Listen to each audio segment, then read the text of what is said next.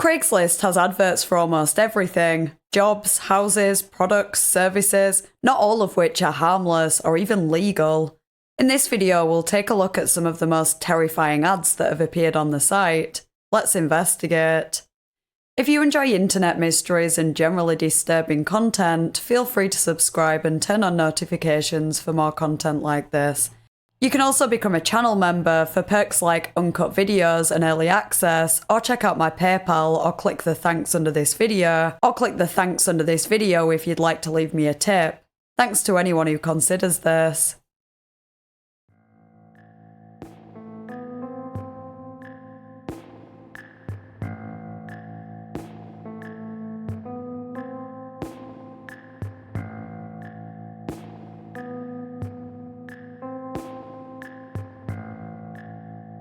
In 2013, an ad was posted on Craigslist by a man who was looking for someone to beat up and SA his 11-year-old daughter while he watched.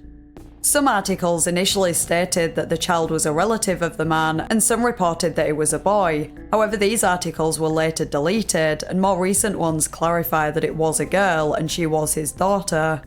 I haven't been able to find a screenshot of the ad itself, and news articles are quite vague, so I don't know the specific wording, but thankfully it was brought to the attention of police imminently before anyone else could respond.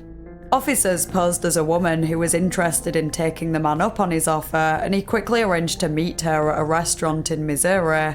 He actually showed up with his daughter, leaving no doubt that he was totally serious about this. It wasn't just a disgusting fantasy, he was fully prepared to go through with it. The 32-year-old man, who was named as Anthony Brinkman, was arrested immediately, and the girl was taken to a safe area until other family members were able to pick her up. I have no idea if she was aware of what was going to happen, or even vaguely aware that she was in any kind of danger. I sincerely hope not. Apparently, investigators don't believe that she had been SA'd by her father in the past, which is about the only relieving detail in this story. Anthony said while he was being arrested that he might have CP in his possession, and while he did share photos of his daughter with the undercover officers prior to meeting them, it doesn't sound like they were CP, so I can only assume that was found on the internet. A detective said that Anthony was remorseful, quote, "He said he was sorry and he was stupid, but you don't let it go that far if you don't have intentions."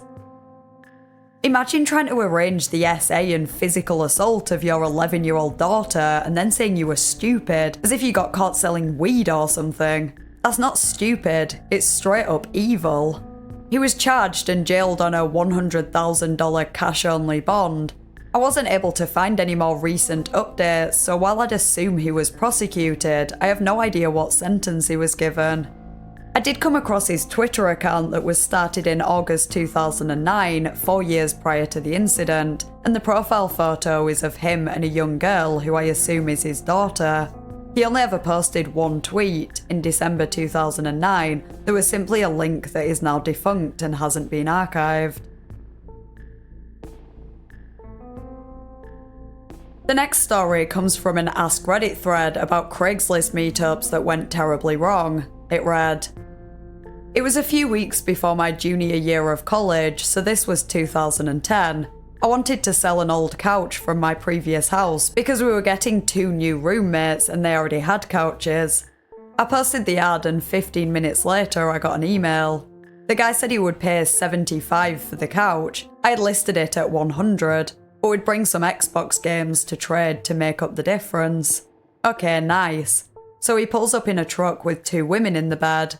I insist on helping him get the couch outside, but he says no and has the 2 women do it. Then it gets interesting.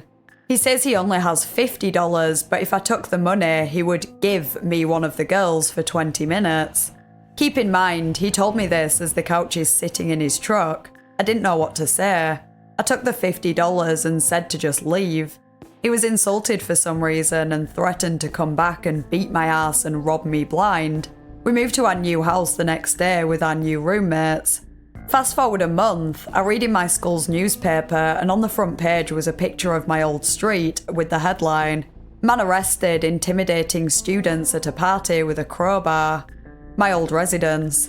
I read on. His name was Bruce, and his criminal background included 17 misdemeanors and a dropped rape and attempted kidnapping charge. Also, just as icing on the cake, he was also wanted in Ohio on numerous stalking charges. Craigslist, never again. This story could have ended so much worse for OP. If I were them, I'd be terrified, even after moving home, that this guy would somehow find me, considering his threat and the revelation that he had been arrested for various crimes.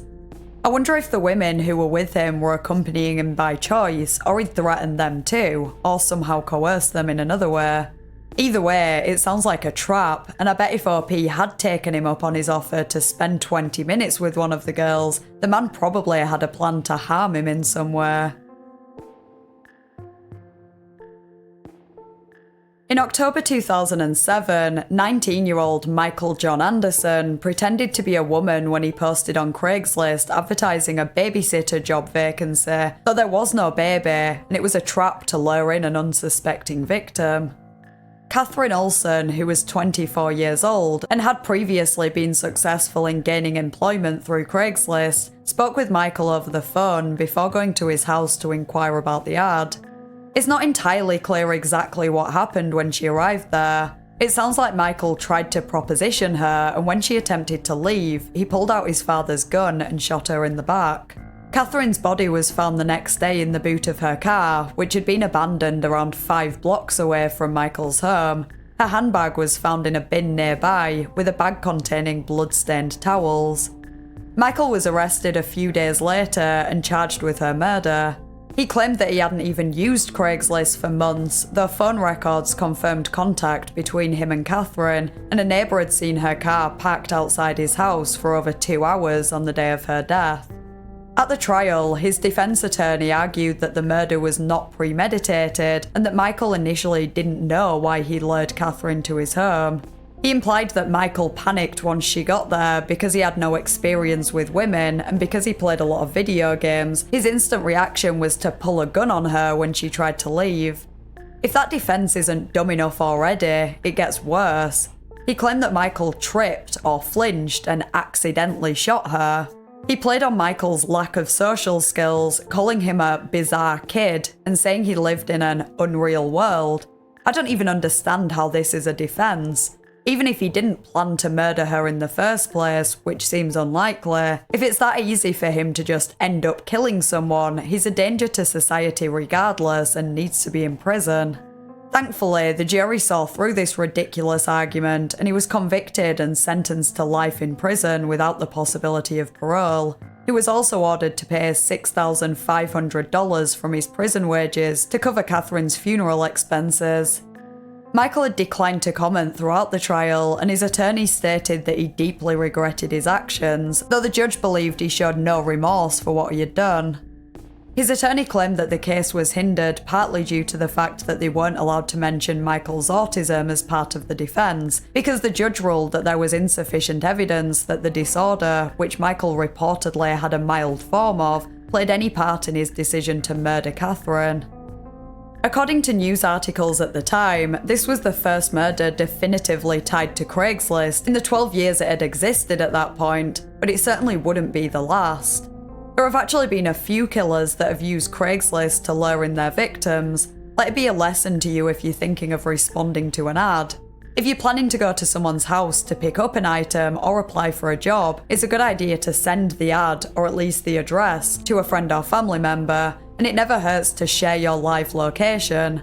If possible, take someone with you. That might deter someone who's expecting only one person to show up.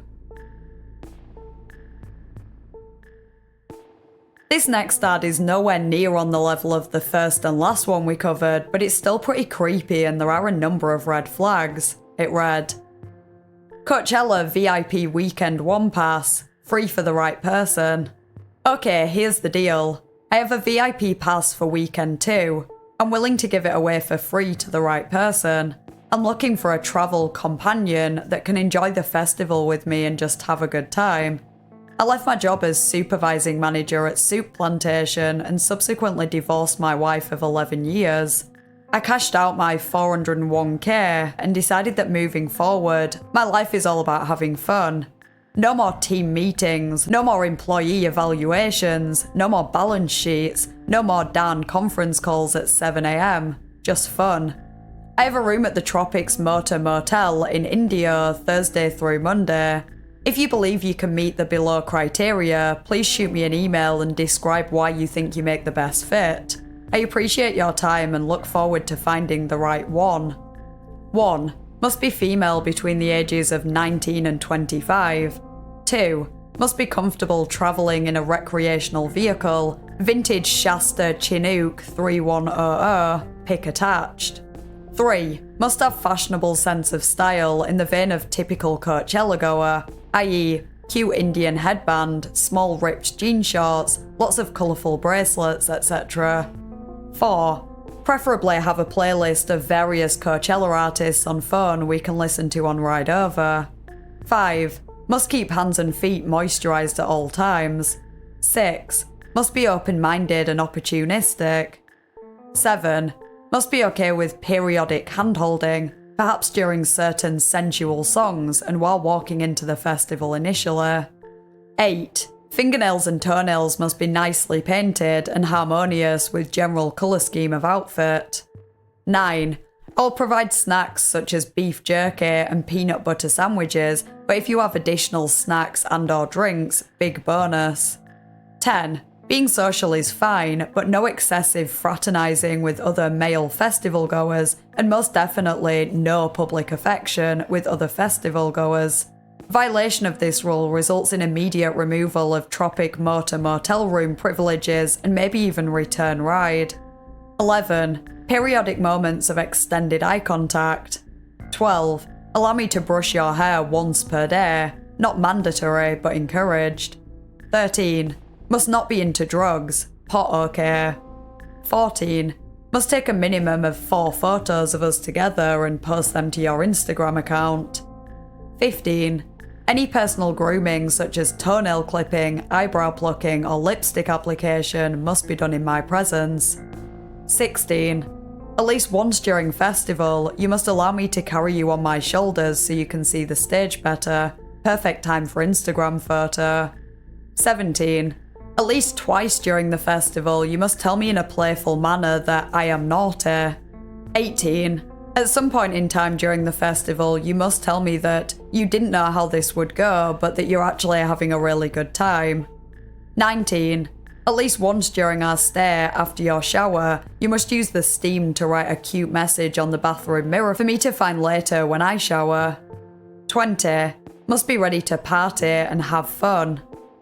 This is a once-in-a-lifetime opportunity, and as mentioned, an all-expenses-paid trip. If you think you're the one, let me know and we can have a great time together. My name is Gordon, and I'm 56 years old from West Covina. Best, Gordy. Judging by the fact that this man just divorced his wife, left his job, drew out all his money and wants to run away to Coachella with a 19 to 25-year-old, he clearly just hit his midlife crisis.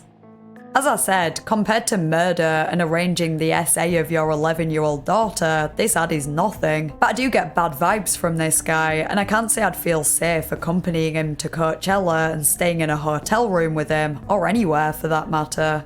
He's 56 and looking for a woman no older than 25 and as young as 19. Not illegal, but only just legal. That's less than half his age, and some of the oddly specific conditions are certainly red flags, like must keep hands and feet moisturised at all times, allow me to brush your hair once per day, any personal grooming must be done in my presence. Why though? Although Gordy hasn't specified that the successful applicant must have any intimate contact with him, he's almost definitely hoping it gets to that point, as this clearly isn't a platonic arrangement. The conditions of the applicant having to tell him they're naughty, and using the steam after a shower to write a cute message on the mirror, hints that he at least wants to feel like there is a romantic connection between them, and he makes it clear that if they are affectionate towards any other males at the festival, they'll be kicked out of his hotel room and may not be given a lift home. I can't help but wonder if he'll use the hotel room and the lift home to coerce them into agreeing to other things that he didn't list here, as once they're with him, he basically has them by the short and curlies, especially if they live a long way away from the festival. This is all assuming that Gordon actually has a free ticket to Coachella, and it isn't just a trap to lure someone in and do God knows what with them. Either way, I really hope no one responded to this, as free entry to a festival really wouldn't be worth the risk, even if it is a VIP ticket. To end the video on a lighter note, here's another story that was posted on the Ask Reddit thread I mentioned earlier. Not me, but a friend. He was selling a graphing calculator and arranged to meet the buyer at a shopping centre. The buyer wanted to test it out, but it didn't have batteries. My friend agreed to ride to a grocery store with him to pick up batteries. On the way back to where they originally met, buyer took the calculator to test it out. He plays with it for a minute, agrees it is in good condition, and passes it back to my friend. On the screen, the buyer had typed, "You are kidnapped." My friend finishes reading it, buyer locks doors and speeds up. Friend panics. Then the buyer stops, laughs, gives my friend money, lets him out and tells him to be more careful. Almost a Raymond K. Hessel kind of thing, I guess. So this is kind of hilarious. It could have ended very badly though. Not only if OP's friend was actually kidnapped, but if the friend's instant reaction had been violent. They could have had a gun and shot the buyer out of panic, or even attacked them, causing serious injury or even a potential car crash. Thankfully that didn't happen, and it sure makes for an entertaining story to tell.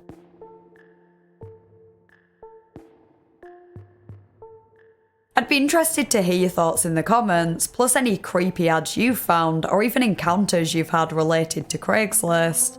If you enjoyed the video, please consider liking and subscribing. Huge thank you to my channel members whose names are on screen now. I really appreciate your support. Thanks for watching, and I'll see you next Thursday in a new video.